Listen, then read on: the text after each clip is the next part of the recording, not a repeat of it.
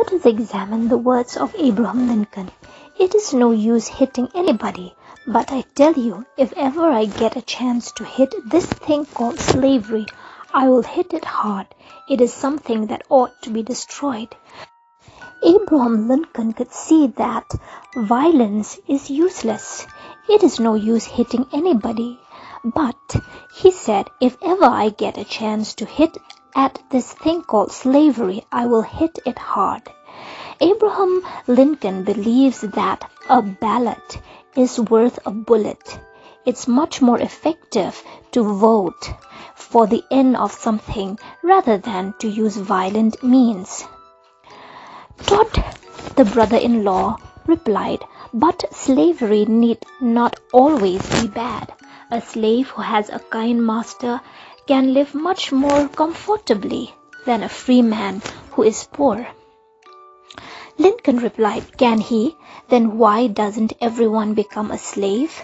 Although many men have written books to prove that slavery is a good thing, we never hear of a man who is willing to be a slave himself.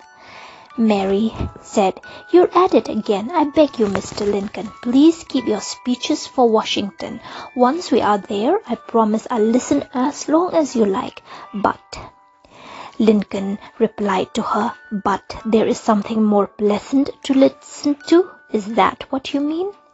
Here we see that Lincoln realized that some people who have life easy do not really want to be disturbed with other things that are unpleasant. Mary Todd's life is pleasant enough. She does not want to talk about slavery. As Abraham Lincoln, his wife Mary, and his brother-in-law Todd were driving through the town, they heard the voice of an auctioneer from a distance. $450 for a strong man of 55. $450, $450. Any more bids? None. Going, gone. He's yours, sir. Pay the cash out and bring your own chain for him. Abraham Lincoln hates slavery. He speaks against slavery. His wife also supports him in this, but she does not like to talk about it because it is unpleasant to talk about slavery. She would like to talk of more pleasant things. In scene 2, we see the marketplace where slaves are sold. A number of slaves are on show. The men are in chains and the women and children tied together with ropes. This is a very inhuman spectacle.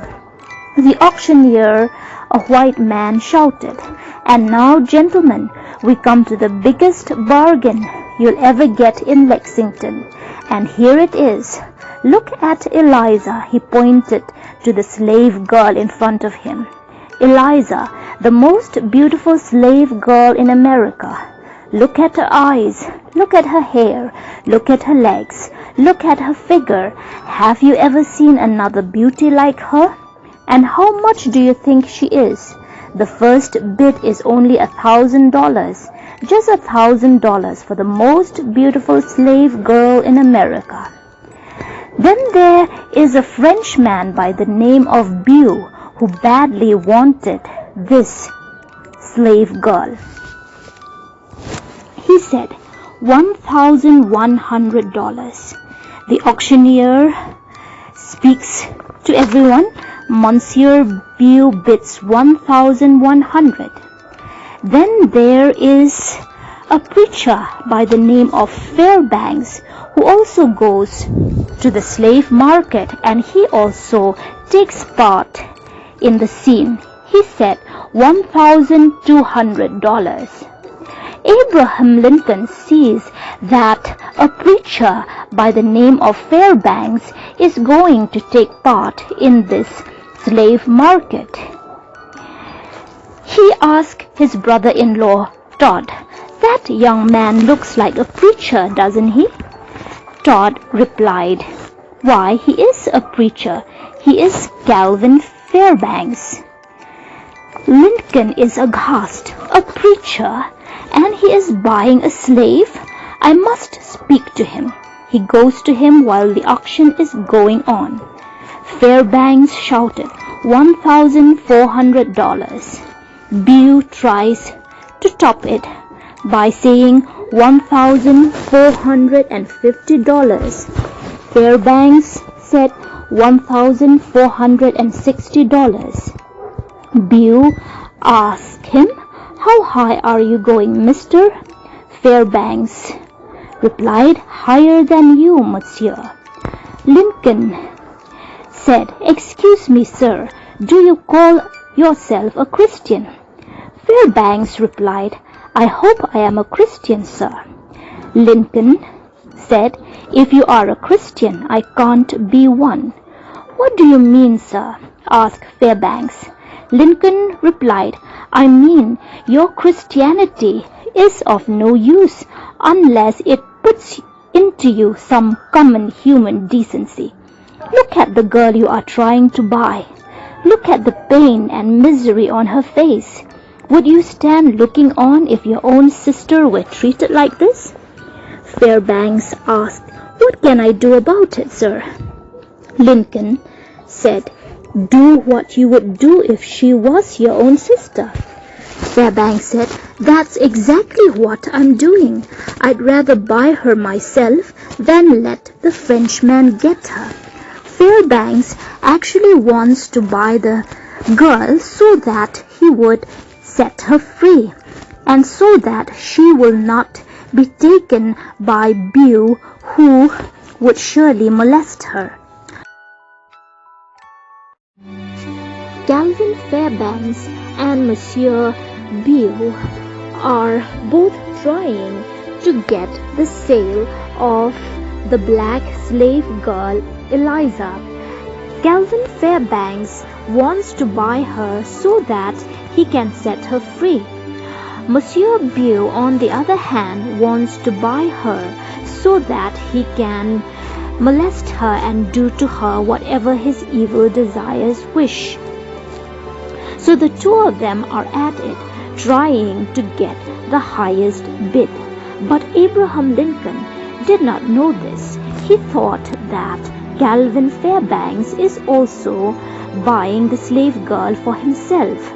So he speaks to him, "For heaven's sake, will you stop this?" Fairbanks said, "But what is the use of stopping?" Lincoln said, "If you stop and if everyone stops buying slaves, there will be no more slave trade." Fairbanks did not understand it immediately and said, "But if I stop and that Frenchman Bew over there does not stop, what will happen? The girl will have to suffer." "No, sir, I'm sorry. This is no time for experiments. I must buy that girl. $1,485. The auctioneer said, $1,485. I'm going to sell her this time. Any more bids? Be quick, or you may be sorry for it later. Monsieur Bew, I'm selling her. Any more bids? Make up your mind." Bew said, "No, I can't bid any higher." The auctioneer said, "Well, Mr. Fairbanks, the girl is yours. You've got her very cheap. You can easily sell her for double this price in New Orleans." Fairbanks said, "But I'm not going to sell her."